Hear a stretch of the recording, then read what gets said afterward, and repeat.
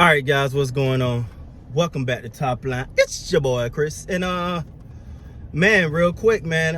So first of all, thank you for all the support, man. I really appreciate you guys. I just want to take the time out, man, to say, if you're a football fan, make sure to subscribe to the football channel. Sorry, I'm trying to grow that channel, man. I got to keep saying that. But make sure you subscribe to the channel if you're into football. And secondly,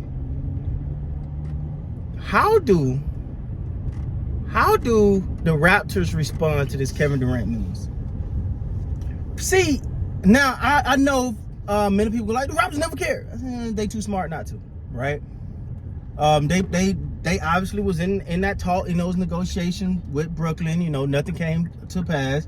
The Nets, Kevin Durant decided to stay in Brooklyn. But the thing is, the rumor is the reason why the Raptors hadn't signed. I'm sorry, it's hot as hell in this car.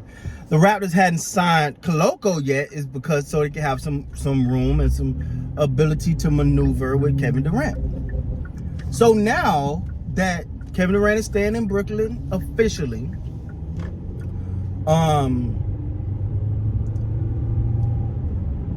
it's more. I'm sorry, I gotta pay attention to the road. It's more about now. Do they go ahead and get this deal done with Koloko? To what extent? Which I think I'm not saying they wasn't going to do the deal. They was automatically going to sign him, but it was just the parameters was going to change. I still stand by what I said previously when I said the Raptors had the best offer. That I thought they did. And when I said best offer for both teams, yeah, another team could have offered more, but your team was going to be obliterated, right? So, with that being said, if now that that's out the way, you got to look at the landscape, and you look at the Toronto Raptors, and I think that they go ahead and get Koloko done. Going to get that signed, sealed, and delivered. And for Koloko, it's an eye-opening thing. Yo, man, this is business. This is business. It's not personal. It's just business. Now the thing is, for a young guy like Koloko, that could have been make it a little fragile. You don't know if that made it be a little fragile with him. Like, oh man, y'all was gonna hold mine up for this guy, blah blah blah. But it's business. It's the business of the NBA. I like to think that Masai Ujiri is too smart not to do business. Great business. I mean, you just look at the moves that they've made. I mean, just throughout his tenure there, man. Like, I often say this because I feel like people forget. I feel like I need that. Y'all remember that old Roy Jones Jr. song? Y'all must have forgot. Y'all remember that? Nobody. Okay. Anyway, but I feel like people forget that the Raptors always hovered around the top of the East for years.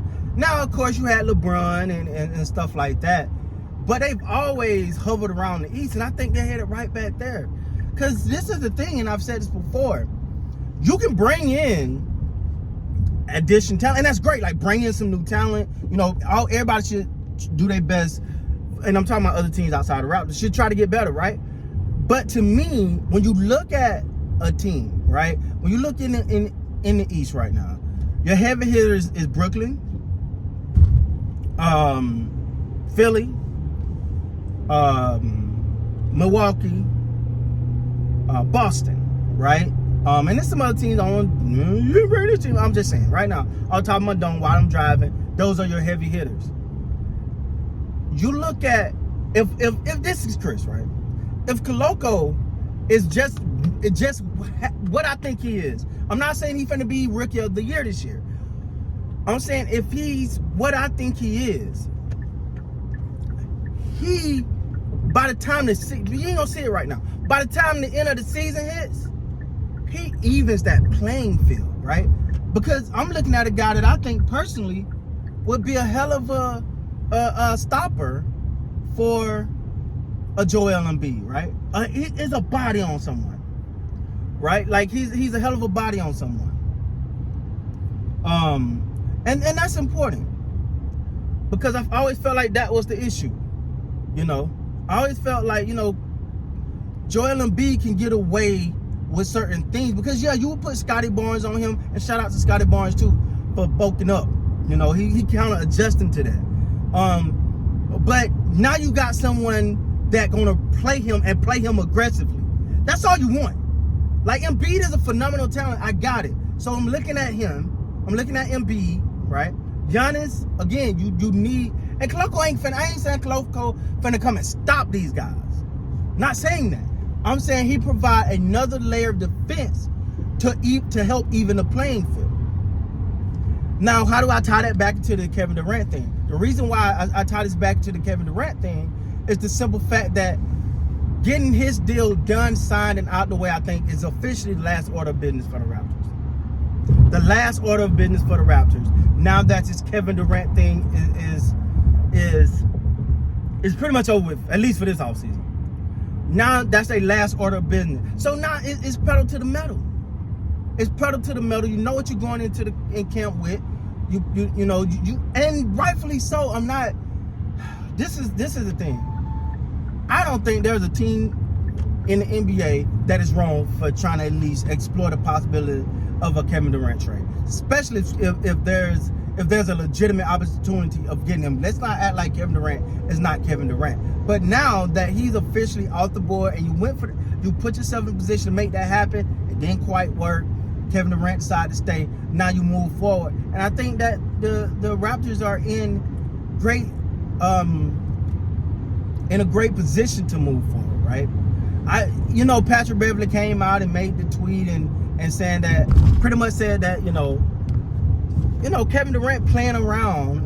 I'm just trying to sum up what he said. Pretty much saying Kevin Durant playing around and back and forth. Like, people lost jobs. People are not working because it is all for him to decide to stay and make up his mind. Kevin Durant then tweets back at him and say, "Oh, blame KD." Pretty much saying, "Okay, you're just trying to blame me, whatever." But at the same time, Koloko and the Raptors was in the mix of that. They really was. And his contract, and I believe, now it could be another reason, but I'm quite sure the reason why they hadn't officially signed Koloko yet, because they were trying to see what's going to happen with the Durant thing. I'm at the end of the day, I like where the Raptors stand at currently. I think they're a hell of a team. I think they're going to shock some people. I think they would definitely take a step forward. I got no reason to believe that they would take a step back. I think Koloko, and I'm not saying he's finna come in and just be the next Shaquille O'Neal or nothing, but I think he feels a need. Like, some people that are signed or picked up are like placeholders. That's good. But some people actually feel the need, and he feels a big need for them. So we'll see. But anyway, guys, that's the latest I got, man. That's how I feel Kevin Durant affects the Toronto Raptors, his decision to stay in Brooklyn. So let me know down in the comments what you think. And with that being said, guys, you guys make sure to hit that like button, subscribe to the football channel if you're into football. Until next time, man, you guys be great.